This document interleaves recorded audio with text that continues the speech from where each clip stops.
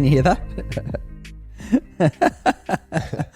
Welcome back to the Corrective Culture Podcast. Today we have Colin Carr, a friend of ours from Texas. I did my IMS4 with him, and he's doing some great Chek stuff and lots and lots of stuff. Actually, he just went and did a psychosomatic, healing thing, and he's on the level. Guys, welcome him to the podcast. Welcome, bro. Yeah. Yeah, so stoked to be here, guys. It's so nice to chat with you guys and get to meet Callan. Jake told me a lot about you, man. Yeah. Yeah? Yeah. What he said? He said, this fuck nah. this fucking guy wrestled me at 10th Planet and beat me. Yeah, he said, I met Checky over in the States, and he does jits and just on the level. So. Yeah, fully. Well, it was just cool because it was kind of daunting rocking up to Paul's house, alone in a car. And then I rocked up and I was trying to get in the gate, and then these guys rocked up and he's like, "Oh, you're from Corrective Culture." And he's like, "You do jiu-jitsu?" And I was like, "Oh, this is going to be nice." Everyone there did jits, right? Except for Itzel. But really? Yeah, everyone there did jits, eh? Well, she probably could. She's a dancer. I'm sure she'd be pretty good. She'd be a machine. Yeah, we all did jitsu a little bit. So it was cool. It just felt like one big family, eh? Yeah, that was It was cool. Jake was because I really want to go check out the States, man. And after this, I was telling you, after this trip in Japan, it's sort of freaked me out a little bit to travel anywhere where I can't eat good. It was really, I went to one area and you just couldn't do it. There was no options that I know of anyway, that I wasn't educated in there, and I felt so bad by the end of it. And I was like, it's almost like it's not worth it. It's not worth it. Yeah, we think about holidays as just the good times, but when you're like this, it's like, fuck, your serotonin's low. Even when you're snowboarding, it's sick. But imagine if you could do it while eating organic food, it would be the best experience. Hey, seems like the world's still pretty far behind in that culture of organic food. It's not even on the radar. Yeah. In Japan, it's not at all. It's the supermarkets. Oh, it's on the radar in Austin, though. Oh, for sure. Yeah, I know. Yeah, and the States, Erewhon, and even Whole Foods had a lot of organic options. The States is on par with here, really. I felt. Yeah, no, and Austin, it's such a healthy community. It's kind of what drew me to it. Yeah. We have a bunch of paleo restaurants that are using no seed oils. Everything's paleo. It's local. It's gluten free. A bunch of farm to table restaurants. So, wow. And the farmers markets are unreal. The best quality meat. Fuck. Wow. And it gets a good brisket. The quality is very high if you know where to go. Yeah. Yeah, that's good, man. That's why when I think of going to the States, Austin's the number one place I want to go to. Me too. I really want to check it out because I imagine the movies. It's movies. I want to see. I want to see the diners, and I want to see the shitty coffee, and I want to see there's plenty of shitty coffee here. and just that the whole culture, man, it really excites me. But I've heard just from the natural pull of things that Texas is becoming, and it's weird because say 20 years ago, if you asked me about Texas in Australia, you think of guns, redneck style, that's the culture that comes to your head. You know what I mean? From the movies. Yeah. But now it's in my head. It's changed to health and logic and I don't know, free thinking and everyone seems to be sort of going there. Yeah, it does. Hey, I think also with Joe Rogan and a lot of the big influential guys being there is pretty cool too. And the best jiu-jitsu in the world, by far. It's the hub for jiu-jitsu. Yeah, the communities, there's always some kind of event going on of an intellectual crowd or a spiritual crowd or a health focused crowd. There's literally ancestral health clubs here that I frequently go to. And there's the people you meet are the one thing I'll say about Austin though is that everybody and their grandma is a health coach. Yeah. And fully. Every person you're gonna meet is a coach, but there's no shortage of good conversation, good food, good dialogue. Everyone's really chill and real here, I would say. Yeah, that's sick, man. What's your journey look like, bro? What actually pulled you towards? Because there's all different health modalities and fitness modalities and whatnot. But what actually pulled you towards the Chek stuff and got you on your path? Is there a big event or a crisis or someone? Yeah. My crisis would have been well, let's start back for a second. Well, I had a knee injury that no one could figure out.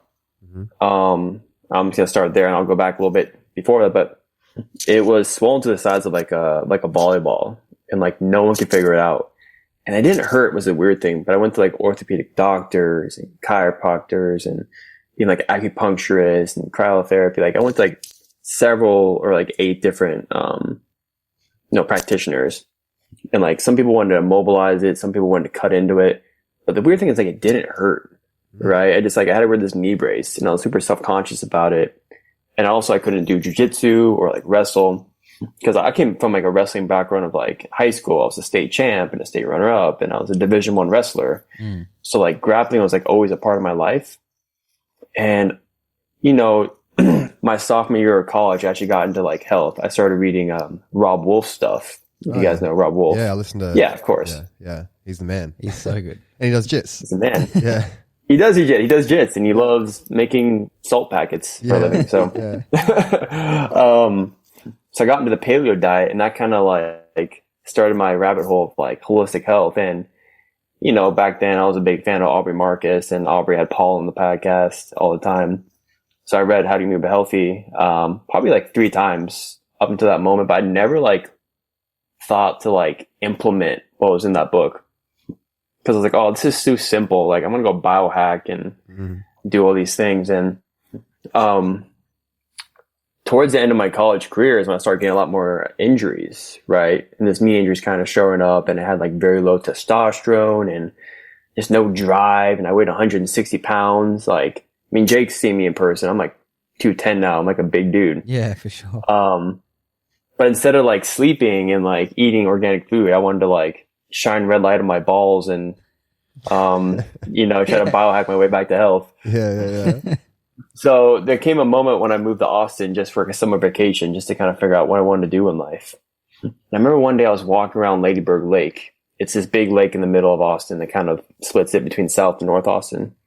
And I was listening to Paul on Barbell Shrugged talking about holistic life coaching. And I was like, oh shit, Paul Chek. Like, I forgot I read his book like 2 or 3 times and I never like thought to think about it. And he was talking about HLC and the IMS side of things. I was like, okay, let's look into this a little bit more. And then like 2 podcasts down below was Ripchinsky, who you guys have had on your podcast. Yeah. He lives 2 blocks up the road from me. So I was like, I'm gonna reach out to this guy and like maybe he can help me. So that was really the start of it. I decided to like make a big investment in Alex and work with him and just went through the process with him. He did the NST on me. He did the full 6-hour assessment that we do now and helped me with my dream, helped me with my emotions, my values, and just through a combination of all that and some like really high quality body work through neurosomatic therapy, like my knee got better quick. And I was back on the mats in like a couple months and I was like, oh, like this is what I want to do. Yeah, because it works. Like forget being a teacher, like a high school teacher. Like I want to help people like truly heal. So that was it. That's cool. Was there a lot of was there any tissue work involved with rehabbing your knee at all? Yeah, they call him the butcher for a reason. He dug in my rectus femoris like he did my atlas and jaw and all that stuff, but like really balancing my pelvis and like just digging into the fascia and like all the vastus medialis, the lateralis, the rectus femoris, and like really just got in there. Helped me kind of balance out. Yeah. A lot of soft tissue work. Yeah. Sick. That's such a big player, man. Like when you see those like, you had someone. Yeah. recently. Yesterday or no, the day before last, I had a chick come in who's like a pretty good friend of ours, and her pelvis, I didn't even need to look at her. I didn't even measure her pelvis, man, because I saw the x-ray. The lumbar curve was just like so much lumbar curve. And then the sacrum was like almost at a right angle. And I just looked at her posture and I was like, oh my God, she's going to have the tightest quads ever. If she doesn't have the tightest quads ever, I must be shit at my job. So like she's hypermobile and her hamstrings just went straight to the roof. She told me she had tight hamstrings. And then I was just like, flipped her over, did the pro knee flexion, and her quads were just like, as soon as you touch them, they flip the pelvis. And like not even like, it's just like, you know how you measure them and you can kind of get the pelvis to stay there, or you get them to draw the core in and it stays there a little bit. Like hers were just like moving straight away. And I'm like, can you feel that? And she's like, nah. And I was like, oh, she's so disconnected from her pelvis. But man, I released it and I was just like, and she's like, oh, the pain's kind of gone away. Like, I was just like, no one had released her quads, man. And I did her adductors and all her hip flexors, but I was like, it's crazy to think like she had spinal surgery and she said she needed the surgery. But by the looks of her tailbone, I was like, maybe she didn't need the surgery. Maybe she just had tight quads. Can it be that simple? It can be. Yeah, it can be. Yeah. It's unreal. Hey, it's like you probably had quad dominance, definitely. And that's what, a lot is linked to a lot of knee pain. And it's like, well, I was a right leg lead in my wrestling stance, so that's hundreds of thousands of hours of me being like in a right-legged lunge in a literally hip flex position, right? So my psoas and my quad on that side was extremely, and I've always had like a little bit of back pain on that side too, because when I was in high school, I had like 2 spondies, spondylolysis, so I just had like 2 little fractures, and I still to this day have a little bit of a spondylolisthesis. For people listening, that's like when your vertebra slips forward. It's a grade 1, as you guys know, but I maintain that through tissue work and doing my horse stances and my lower abs. But it is that simple. Like people still like to think like, let's go to a chiropractor, or like it's the body is your messenger for what's wrong. And sometimes it's just like your quads are tight, your rectus femoris, your psoas, and people want to go to the back. It still blows my mind how many people say my hamstrings are tight. No, they're taut. Yeah. Yeah, it's and that's what's so good about, I guess, if you think of when you look back on how to be healthy and you think about those stretch tests, if people really followed that, because they'd do the hamstring ones and realize, okay, they're not that, I can get all the way down there, it's not that tight, the quad one's tight and this one's tight, and the body, and that's what I think tissue work's really good for too, man. It's like, it's pretty accurate to if it's sore on the right side, it's generally tighter on the right side. So it's like the body's way of communicating to you with massage. Sometimes when you know how to massage your whole body, you can skip a lot of these ailments that people are getting, and it's, like I had a girl recently with just activating a multifidus, got rid of like years and years of back pain. And it was literally just that, activating the multifidus, basic horse stance vertical in the one session. And then of the 4.5 hour drive home, there was no pain. And you just think, fuck, like how lucky are we to even know to look at the multifidus? Because I know. Because we had a physio come to us recently saying, muscles don't turn on and off, like it doesn't turn off. And I was like, okay, well, I could touch it, and it definitely does. Definitely not. Like you can feel when it goes on and off, and it's it's looking for, even though it's in the paper though, that one, but it's a crazy world out there, and it's lacking logic. It's lacking logic, and it's lacking intuitive guidance and respecting. Matt Walton talks about, man, respecting science like it's religion, and it's not all saying. It's so many variables that you'll never catch on to.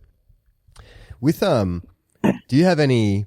I like to ask other practitioners this, like any cool clients or case studies that stand out for you amongst the rest that you're like, oh fuck, that's a cool one that I'll never forget to the day I die.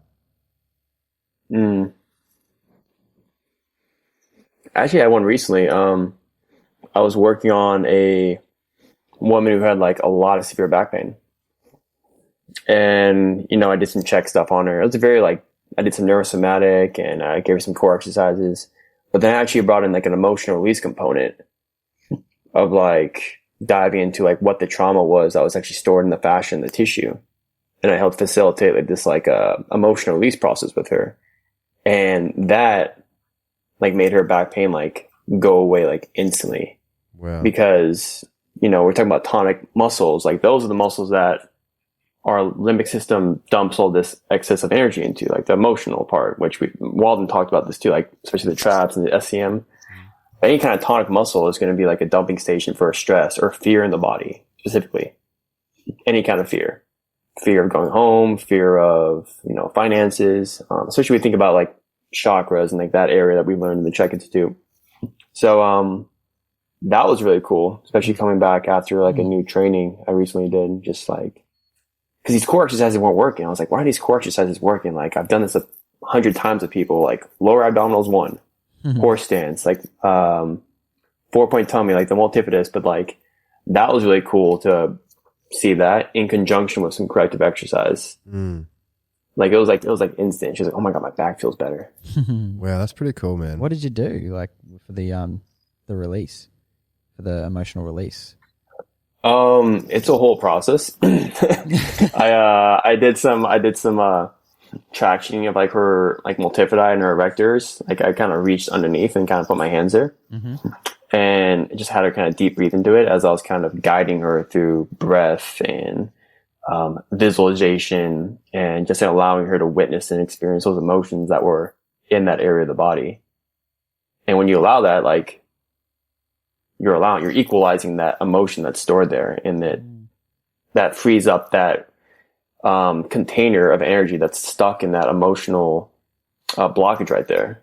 So like just doing that, like just a little bit of traction, a little bit of intention with my hands, and guiding her through breath, verbal guidance, and like subconscious visualization. And that was it. That was it, really. Yeah, that's cool, man. Fuck, I'm excited to learn more about that in IMS 5, hey. Like I really think that'll be the icing on the cake. Yeah. I think, which out of the courses helped you the most, do you find? Like out of the IMS ones, is there one that you're like, fuck that gave me the biggest bang for the buck? Dude, IMS 1. Yeah. So IMS 1 always. I know, I went back and did it the other day.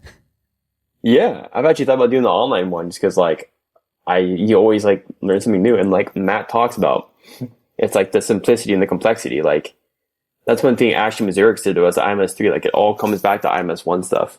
You just know more, right? You just know how to do the assessments, but everyone's still going to do the prone covers, their LA series, right? But just like really, yeah, IMS 1, no doubt. Yeah, it's because it's got all the slings in it. It's got all the hydraulic amplifier system, all the core stuff, like understanding the TVA and all the deep paraspinal muscles, and like it's all the basics that just like make so much sense as to why the stuff works. Yeah, and just like normalizing people's postures. Like I was so stoked when you guys said Brent Bookbush on. Oh yeah, because like I was looking at stuff for a long time. And, like he's great, very like Chek aligned, and he talks about all the same things of like normalizing the postures and training the tonic fibers, and it's like it's that simple. And from like a neurosomatic standpoint too, it's just like get people symmetrical in healing what happened. So like IMS 1 was like, yeah, and you find that well, what I found is that when you connect to how they feel, like I'll tell someone to tilt their pelvis to what feels good when I'm say doing forward ball roll instead of saying touch my hand with the stick. And I might start with touching the hand with the stick, and then I'll take it away and say, now go what feels good. And then I'll get them to roll out, and then they're like, oh, that feels good. Then I'll put the stick on it, and it's right where it feels good. So it takes away the fuck is when he's not here, can I still do this? You know, and then that's just a taste for every movement. And it's just like, remember what Jan said to Corey? Jan's one of the, probably one of the eldest Chekies in Australia, right? If not the. Yeah, probably the. Yeah. And she'd be like late 60s now, yeah? Yeah, she's definitely in her mid to late 60s. Yeah. And I remember going to meet her, and she was working with the client. It was so cool, man, because she's pretty like straight to the point. And he was doing like throwing the ball at a wall in like a split squat, and he was seeing her for a knee issue. And he's like, oh, it's hurting my knee. It's hurting my knee. And she goes up to him, she goes, it's your knee. Stop it from hurting. And then he goes, because I was watching his knee sort of buckle in a little bit when he was doing it, and that's why it was hurting. And then he goes, oh, if my knee's here, it doesn't hurt. And she's like, yeah, sweet. So straight away took him out of like the child and said, control your movement, like figure it out, you know? And I remember that. I remember that to this day. Great, yeah, because I haven't used it that bluntly, but I'm like, I tell people now, like, oh, this is hurting a bit. I was like, all right, well, make it not hurt. Play with it. And they find the movement. And then it's like, then they realize they're in control, they're in power.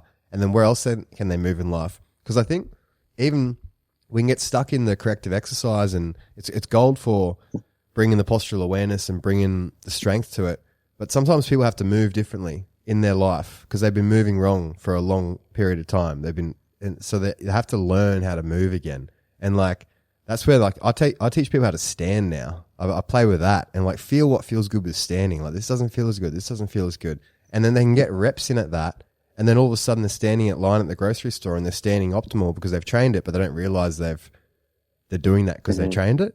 And that's where Paul's primal patterns come into play. Yeah, you know? fully. But then chucking standing on number 8, I guess. Yeah, for sure. Yeah. And I think walking, like gait's the fucking most important thing ever. Like, teach people how to walk properly, eh? It's weird. It's weird to think that we don't know how to walk properly because our posture is so fucked up from so much bad shit for so long. Yeah, there's good movements for it too. Yeah, right? it's like some people waddle. I mean, yeah, it's so true because like it's like that's why I can't do like body work anymore, just like solely alone. Like it's so passive, or I'm still not a believer in chiropractic. Like we have to empower our clients and like allow them a little autonomy to be curious, a little autonomy to like be curious about how they move in their body and like what feels good for them. Like Walden talks about this too. Like some people need more of an anterior tilt. Some people need more of a posterior tilt, even if it's like out of norm. But that makes them feel good, like really feel good. Not like feel good like I'm out of pain. Like I feel good, I feel confident in my body, and like maybe that's what you need. Yeah. Right? And I'm just here to like guide you to like find that for yourself. Yeah, I can. Which I mean that's anterior 100%. tilt for me feels better for sure. Like when I posteriorly tilt, it feels weird. It feels very weird, and I think that's because I spent most of my life in hyperextension. But yeah, I feel like I definitely. Well, I did my biggest lift in my life yesterday, and I needed a certain amount of tilt in my pelvis to feel safe. You know what I mean? If I went flat, I would not have felt safe. So it's like that's so true, eh?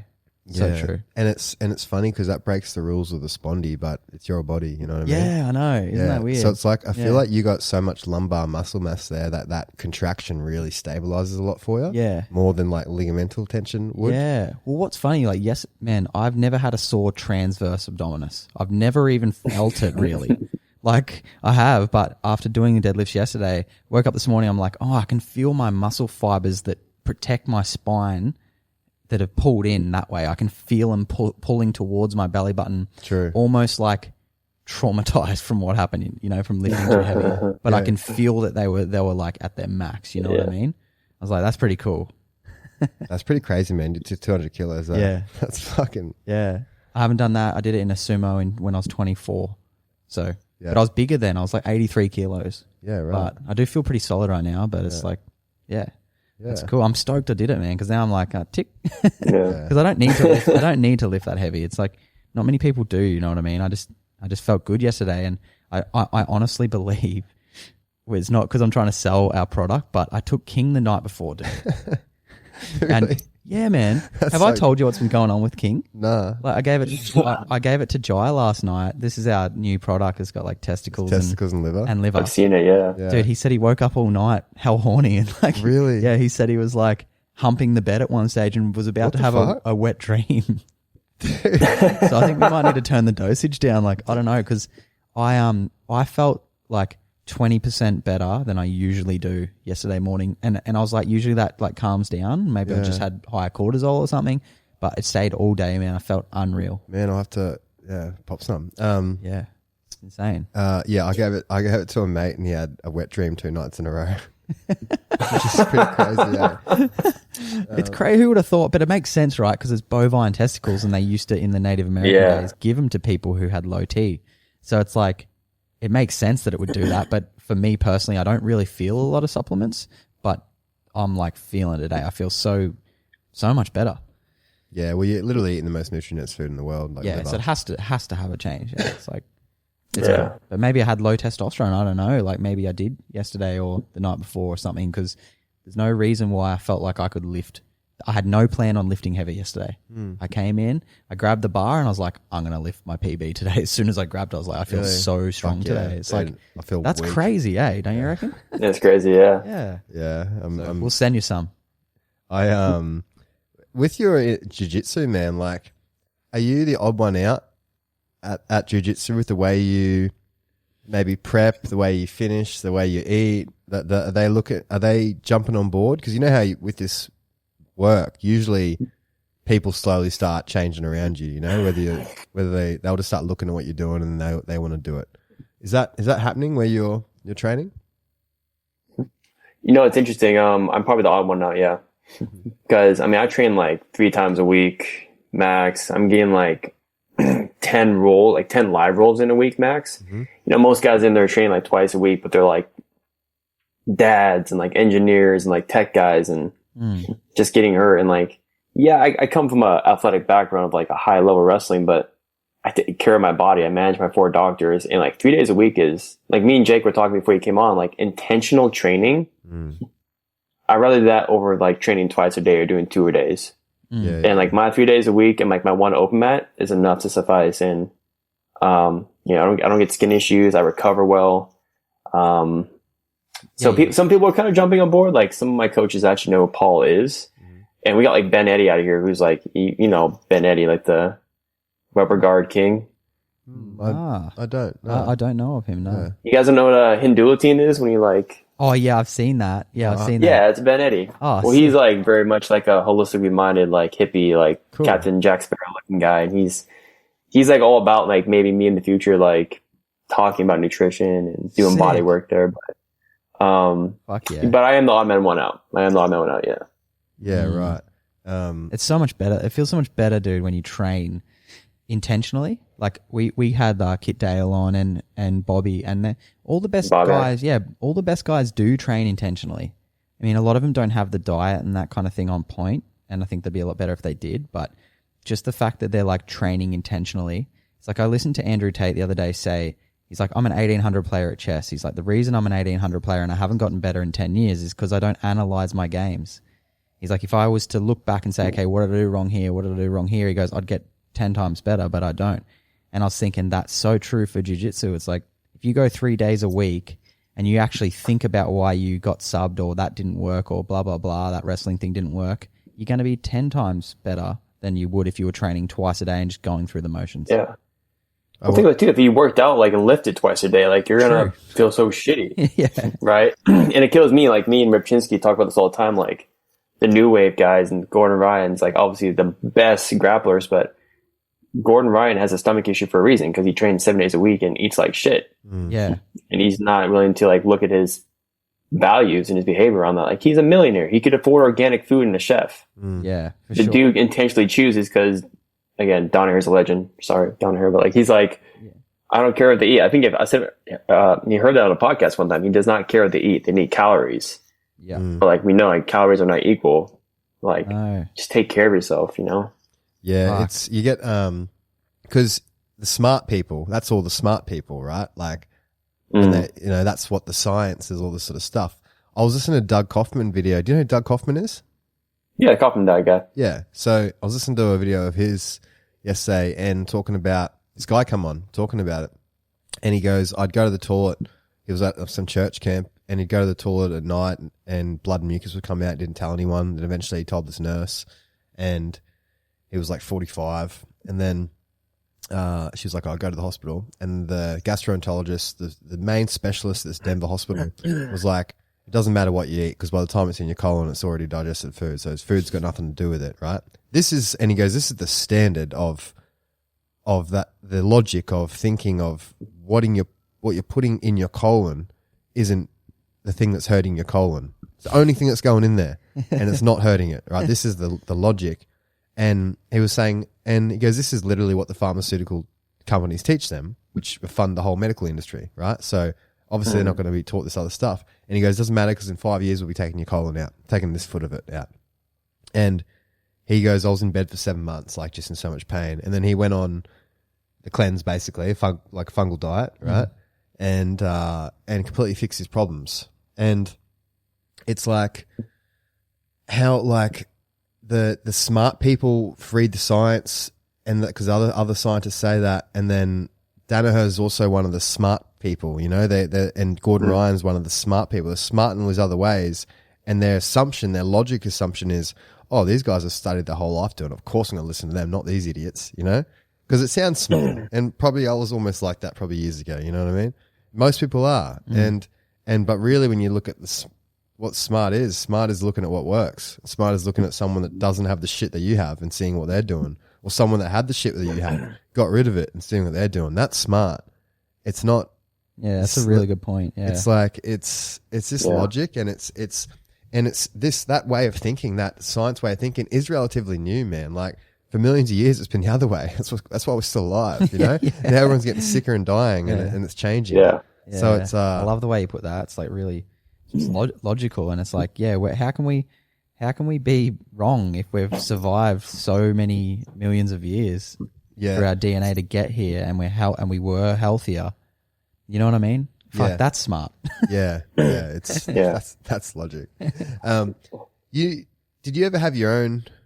Oh, you had your knee, right? Never had any gut issues or anything you had to deal with? Because I know that. What was the food like growing up in the States as during your childhood? Like, obviously, when like you didn't start going to organic food, then like was it all just fast food, or like was it like could you get steak and salad? Like, you know, the assumption again, like the culture from the movies is you imagine burgers and chips and stuff. Like that's what you would imagine living over here. But what was it like?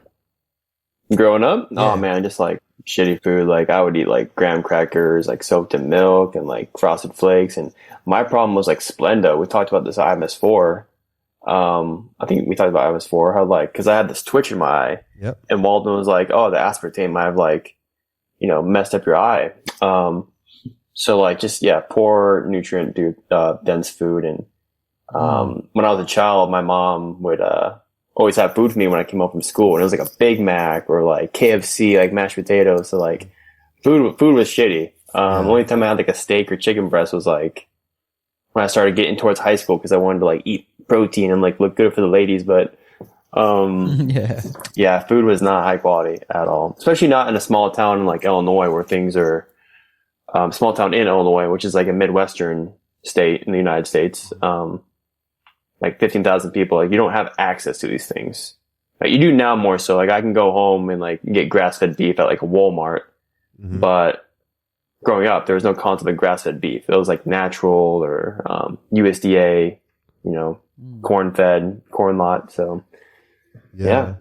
It was. You think about how good a child can be brought up now. Like I think about when I have kids, man, it's going to be like all aspects. You know, like think about starting their day on protein and like a salad or something instead of chicken nuggets or cereal, right? Just cereal, like how ridiculous cereal is. Oh, it's crazy. Well, as a kid, Hayden, my mate Hayden's kid came in here the other day, and he's just like grown up he was eating beef jerky in here. Yeah. And dude, he's like an adult. Like there was no up and downs. Like he was just like, honestly, the most placid kid. And obviously he's going to be a kid and do stuff, but like he's walking around, he's grabbing the weights and stuff. And I asked him in the sauna, so I'm like, what's the go with that? And he's like, dude, he follows whatever we do. He won't do what we tell him.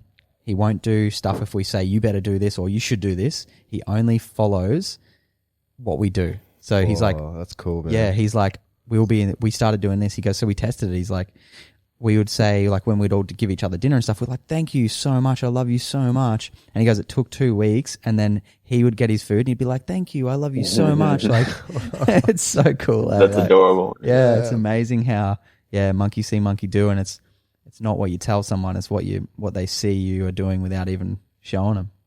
Yeah. Yeah, it's that mirror neurons, and they're so susceptible in that small. Like my girlfriend's cousin, he's 2. And he's like just now starting to talk, and he's running around and using language, and I got to witness him go through like infant development and stuff. But yeah, it's just like their brains are so like malleable. It's like that mirror neurons. Like they're gonna watch you and pick up on that because they're so like subconscious. Which is funny talking about like you know science absolutism and like scientists and over rationally thinking. Like so many people are still in this like preconceptual mindset of like it's my way or the highway. It's like an egocentric worldview of like, you know, there's no other truth but the truth. I love Paul's like, how much is he like that for me anyway? Like, he just doesn't care. He just does his thing. You know what I mean? And you're like, oh God, I respect that. Yeah, it's and how you're talking about like mirroring, like you could have, you know, like kids move like their parents. You know, I was in Japan the other day and I was like, fuck, that guy's. They weren't even close to each other, but I was like, that guy's definitely his son. You know, I could see him from behind. And then they eventually walked over to each other, right? Because they had the same sort of waddle, same posture, everything. And that dad could adopt that son and he would do the same thing. You know what I mean? So we think it's a genetic walk, but it's really that kid's just seen him walk and learnt to walk from him. You know? I know I walk like my dad, but I got more of my mum's skin and genetics in me. But I know I walk like my dad because I would have probably mirrored the man. You know? Yeah, fully. It's it's a trip, you know? And like you have the same mannerisms as your dad? Yeah, fully. Yeah, it's that's the worst, dude. I remember when I first weird. I was sitting on the couch one time, like chilling, looking on my phone, like my legs were crossed, just lounging out there. My dad, he was in the same exact posture, and like it freaked me out. Like I threw my phone on the ground. I was like, oh shit, like yeah. We want my to be dad's individual. son. Dude. Yeah. How's like my dad used to do this thing, like if he's not really interested in the conversation, and I do it too, I've been trying to work on it. It's like if he's not interested in the conversation, he'll switch off. Like he'll be like, it's like I disappear, dude. Like you'll be talking to me and I'll be like, and I'm unconscious of it. It's like, well, I'm not unconscious of it now, but like I am when it happens. You know what I mean? Mm-hmm. So, and I was like, fuck, he used to do that, and when he did it to me, it drove me nuts. You know what I mean? So it's just you're a product of what you've learned to become. And that's the beauty of the human essence, how you can change that if you become aware of it. Yeah. But Like, also like imperfections are perfect. It's like no one wants to be perfect. Like no one's a mathematical equation that's a circle. You know what I mean? Everyone's got like so many different versions, and we're never going to be perfect. But that's what makes us who we are, eh? Yeah. Well, there's perfect for the perfect situation, right? And that's what Alan Watts talks about. He goes, if they were to ask me to breed, what did he say? That asked me to breed what's the perfect individual we could have. Genius, we could have athletes, we could have this. He goes, well, just make sure you have a variety of everything. Yeah. Because you never know what you're going to need for each situation. He goes, you can have what did he say? A pestiferous, that's probably the wrong word, pest of 1,000 saints or something. He goes, a grasshopper is fine by itself, but 1,000,000 of them's a problem. Yeah. Because if you have some enlightened being, probably 1,000,000 of us a problem, because you need the warrior dude to shoot the guns and this, and you need these people, you need these dynamics so they can all conversate, and it's a perfect world. It is, dude. I know, and even with all the bad, you need the bad, you need the good. Like Alan Watts is huge on that, hey, and it's like I just get that. You know what I mean? You need it all. Yeah. Who's like your main like philosopher that you like listening to, dude? Like, is there someone that you like? Just when you feel like listening to that deeper shit on YouTube, who's your person at the moment? Corrective culture. Yeah. We have all the answers, dude. You guys do, clearly. Two jacked ball dudes from Australia. Who is my favorite philosopher? So, right now, currently, I'm diving in a lot of Ken Wilber. I've always loved Ken Wilber stuff, but like I love just integral theory, integral body, mind. That's really alive for me right now. And then my therapist, actually, Robert Augustus Masters, has some amazing books. Emotional Intimacy, To Be a Man. What's another great one? Like Transformation Through Intimacy. So like he's another top guy for me too. Just phenomenal writer. So yeah, I'd probably say those two guys right now. Really just diving into the books and the authors. Haven't been listening to a lot of podcasts lately, but audiobooks and books, and just really trying to, read and integrate a lot more. But like a lot of what I'm reading is like, again, integral theory, psychotherapy, emotional literacy, stuff like that right now. Yeah, stuff you're passionate in right now. Yeah, it cycles. That's cool. It's like when it cycles. Yeah, when I drive, I think, what do I like? I ask myself, do I feel like learning about the body? Do I feel like learning about the soul? Do I feel like learning about nutrition? Do I feel like listening to music? That's like I cycle. So that. true. And lately, I've been back to Alan Watts, and man, like even on the plane, I was like, he's good to knock out some time on the plane. And if you want to fall asleep, he's good too. It's like the best voice to fall asleep to. But then I'll listen, and like I'll love all these body people that you don't even agree with everything they say, but you take gems from them. So I've been getting into heaps of Stuart McGill stuff lately, because he's someone that's studied the spine his whole life, and he's really breaking down like if God designed it, what is this for, and I'm really loving that. Got really into Diane Lee's stuff, and Brent Brookbush, like how gold teeth for teaching just anatomy and concepts and little different ways of thinking that then I can straight away use and think, oh, that's a concept I can run with this exercise and this exercise. And then just back to Paul's stuff recently, man. Like I didn't, because I went hard into Paul's stuff. Then I was like, all right, let's have a break, go on to some other stuff. And then I go back to his stuff and it's like, fuck, he's got so much. I listened to one the other day on tips on digesting food. And it was just such gems of wisdom, bro. Like, and he sort of said everything that no one else sort of says, but it was all the more basic stuff. And he said it from a position of, when I did this is what happened. And when I did this person, this is what happened. So experience of clinical experience, which I always respect. And just back down to like chewing your food. And what I really took from it is like, and make sure when you eat, you listen to yourself and like, just eat till you don't need to be full. Just eat till you're not hungry. And then if you really connect to that, you'll find that you get more energy from your food when you eat till you're not hungry compared to eating when you're full. You'll get more of an uplift of energy. And he goes, just try it. Like, I was like, how good's that? Just try it. Just the simplicity. Yeah. It's so good. It's fucking gold, man. That's what I love about like our background, the Chek stuff is like Paul teaches models, you know, and he teaches from direct experience, and he gives you the ability to go out and do like a Brook Bush, or like for me, I'm doing like a Rehab U course right now, or to go learn functional medicine, which I did, or to go to Diane Lee. Like he gives you the most beautiful framework, and he's not dogmatic about it. The only thing we're dogmatic about as Chek practitioners is like, yeah, we should eat organic food and like good sleep. And, but like, you know, it's finding a place for everything. Right. So that's what I love about Paul's model so much is he's not like, it's my way or the highway. You know, But how have you gone with integrating your functional medicine or like, have you like functional blood work? There's some blood work ones. Actually, I rarely ever use that. I did it because some clients like the objective data.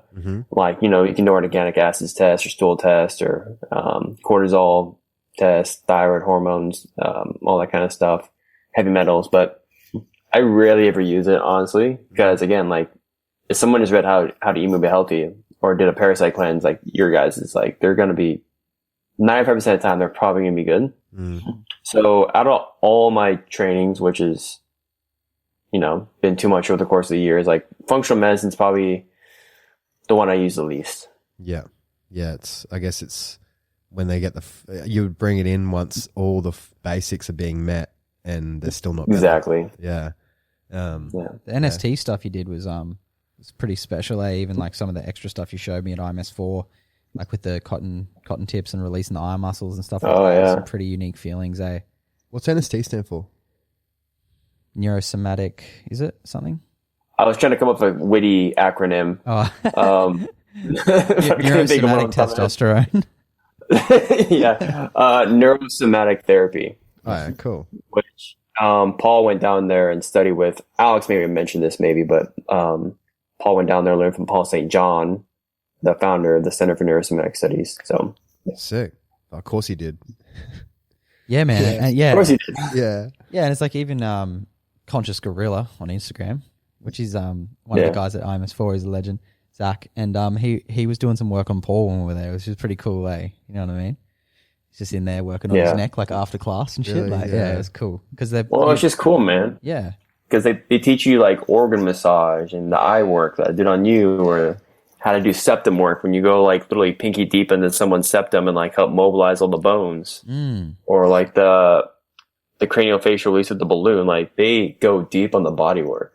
Yeah. Right. And they're missing some things. You go there and like they're eating cookies in the breaker room and they're talking about diet and stuff like that. And but when it comes to body work, like they're wizards. Like they are the best in the world. Like I can truly say that. Fuck, that's pretty cool. Yeah, that is cool. Yeah, it's like you just take these little gems from everyone, and then blend it into whatever you make of it. How cool is that? Every Chek practitioner works sort of differently in some sense. We have the system, but everyone's different. Everyone works in their own way, and their soul comes through it because we've learned a million assessment techniques, and you can pick and choose what makes sense to your intuition at the time. Yeah, how brilliant is that? Like, what a crazy model that he's created that allows people to be their individual self and bring in their own stuff and kind of like mesh it into their own business. It's fucking genius. Yeah, it's... Well, dude, I remember at IMS4 when he came in, like, we just like asked us questions and he just came back to sometimes you have to do the exact opposite of what the textbook says. You really just tune into your soul. Right? Because even me, like, I'm sure you guys are the same way. Like, we get so heady about the goniometry and like getting the right assessments and like, but sometimes you really just got to feel into the person, which Paul talked about, emptying the bone. Yeah. And sometimes that means completely going the complete opposite of what any textbook or training would say. And that's been the most powerful training tool for me recently. Fuck yeah, man. Like being my own individual expression of a Chek practitioner. Yeah, man. I got for this girl the other day. I was like, okay, if I could pick one thing, I'm going to let my soul guide me to pick one thing to help her. And I just had an image of the lower ab cuff, and that's the chick with the tight quads. And I was like, that's probably the best exercise. I was just thinking, okay, and I grabbed it out, and I forgot I grabbed it, but I let my soul guide me to that. And then at the end of the thing, I was like, oh fuck, that's right, I grabbed that. That's actually a really good exercise for her. And then it's just cool, I was like, fuck, it's cool listening to your soul, and it takes the guesswork out. It makes it like, yeah, you feel really guided, and you can, when the session's done, you're like, okay, I know I gave her the right thing. I gave her the stuff that felt right. What's that look like for you guys? Like, what's your soul connection practice like currently? Yeah, my soul connection practice is, I feel like with the meditation stuff I've done over the years, I feel like I get a yes. I can hear a yes and a no now. I'm not super well connected, but I do know what a good yes and a good no feels like. So, I mean, that, and also I do get imagery. Like even someone told me I want to call my kid Coda yesterday, and I just had this image of like snow and a coyote, and I was like, oh, that's cool. Like I feel like I'm starting to see little images. Whether that's my mind or not, I don't. I'm just kind of letting things be. But yeah, it's cool dabbling with it. Yeah. How about you and Callan? Yeah, I don't really. I wouldn't say I have a conscious one. Hey. No, you are like potential. I see that you connect with your soul. Like you just are in the moment. Like I feel like you're like, oh, it could be, it's this. Yeah, you know what I mean? With the body, it's sort of like flow state. I'm sort of not really thinking. Yeah, but it is. But I am thinking really hard, but I'm not really consciously thinking. Yeah, fully. So that's sort of in that state. Yeah, way baby. And with things in life outside of me working with clients, man, I guess I wouldn't. I don't know if I'd call it a soul connection, but I just constantly think of the pain teacher, and am I liking the way I'm feeling right now?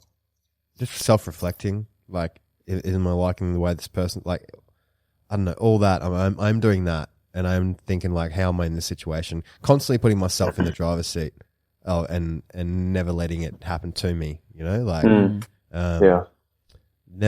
wanting to be a victim. I never want to be a victim, and I'm sure I am at stages, but at least consciously, I'm trying to, no matter what happens to me, okay, how am I in this situation? How can I stop any sort of negative thought and then move on? And but yeah, I should bring in the practice. I'm very fast in the head, and I'm the people that need it the most. Yeah. What about yourself? Well, I go with me. I've done the gongs twice. The Tai Chi gongs that Paul talks about. For a while, I was just doing sitting meditation. At the moment, it's 45 minutes of either like Qigong or like Kundalini, some breath. And you're sitting in stillness after that, and like really just like listening and feeling my yeses, my nos, and just like really finding that small place of stillness where like the soul rests, like the seat of the soul. So yeah, every morning for 45 minutes, I'll do that currently, and that helps me kind of like ground in for the day and like really just log in and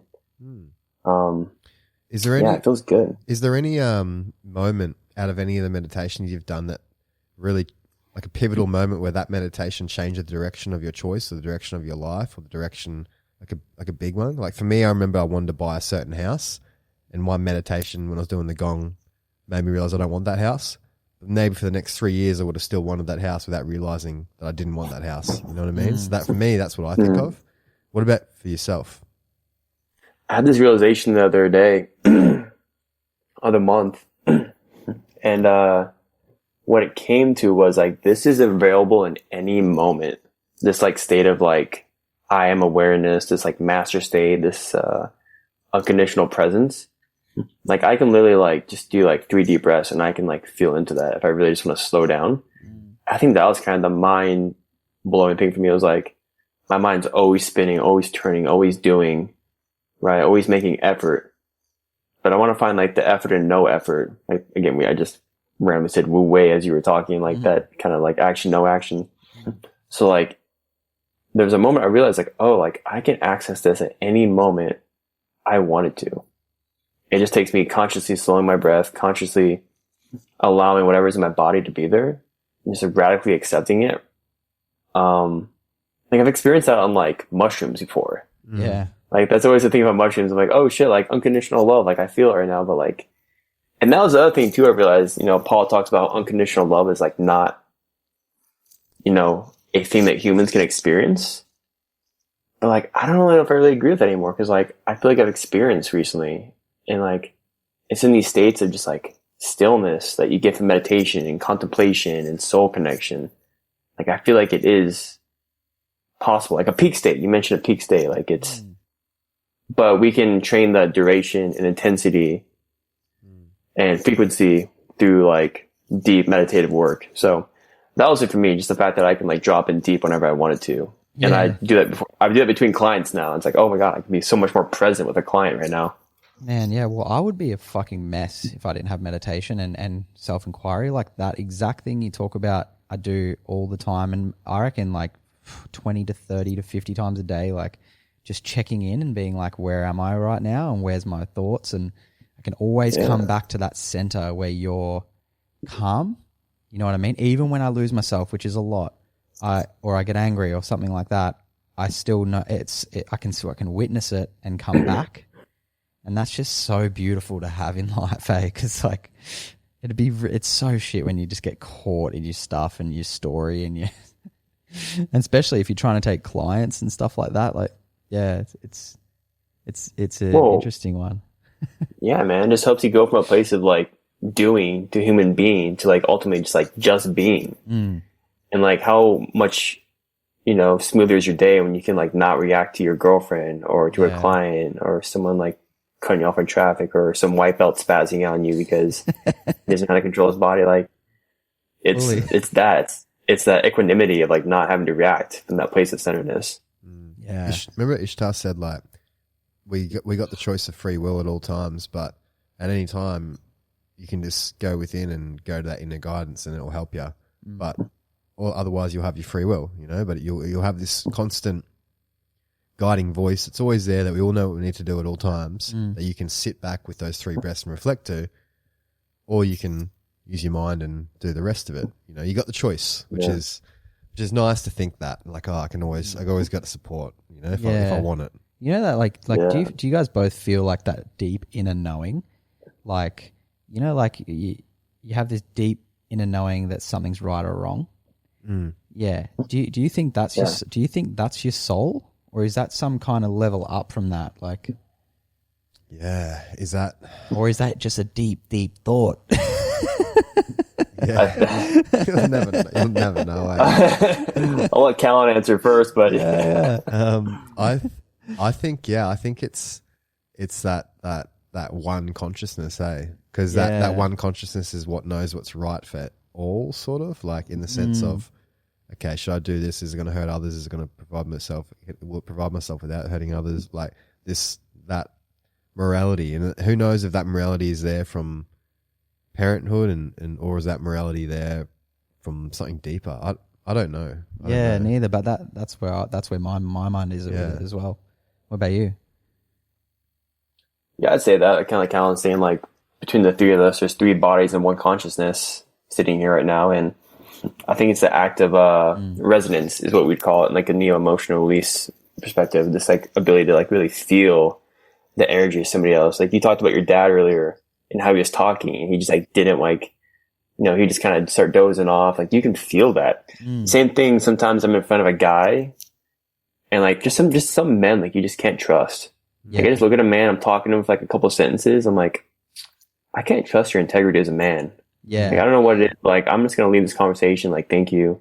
Yeah. I mean, I'm not saying this. Like, I find a way to easily exit the conversation. Or like when you walk into the street and like, as men, like we're not hyper vigilant, but like something just like triggers and you're like a little more aware. Like, okay, I need to be aware of my surroundings here. Like, we're safe, but like, yeah, I think it's just your body, because your body reveals what's going on. And it's the resonance of like the environment and the resonance between you and another soul right in front of you that you're feeling.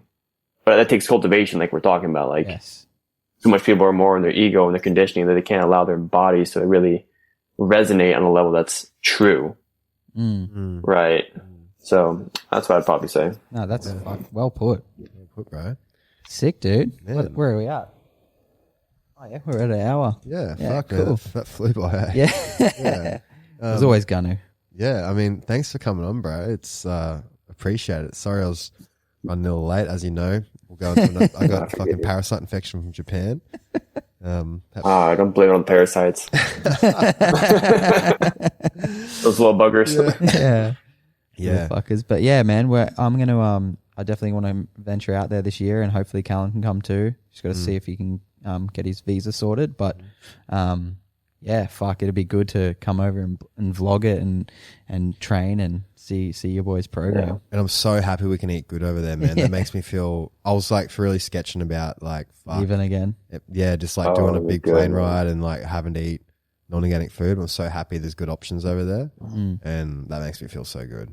Yeah, off the plane, I'm gonna take you to get some grass-fed barbecue and get some bone broth. I got you guys. Oh, fuck yeah, dude. So keen. But man, hey, thank you guys so much. Like honestly, like I learned a lot from you guys too. Appreciate it. I just I'm not tied to my way, and you guys put out some beautiful content, and I take it and directly apply it to my clients. So yeah, man, you guys are legends. Yeah, appreciate Thanks, that, man. man. Yeah, Appreciate so stoked to fucking meet you in the States, and I can tell we're gonna have a good friendship for a long time, man. So we'll come over and we'll hang out. Yeah, and teach us some wrestling, bro. I was watching Jordan Burroughs the other day, and one of his concepts changed it for me, and it helped heaps because there's no wrestling over in Australia, you know, like it's not really, you know. And the whole like this is what I got. He calls it 1, 2, 3, 4, 5. So number 1 was push on him or post, then club, then circle, then level change and penetrate. And fuck, that made such a difference for me. And that would be basic shit, you know, what you're growing up with probably. But, you know, it's just like just knowing angles before you shoot and stuff. Like that made it so much easier, hey? Yeah. That's it. Is there one huge tip you can give us for wrestling? Like, is there one concept that you think, fuck, that helped me more than anything when with wrestling? Man. I'd say that's a get really good at hand fighting. Okay. Yeah. Right, because that's going to get a guy out of position. It's going to make their legs more susceptible.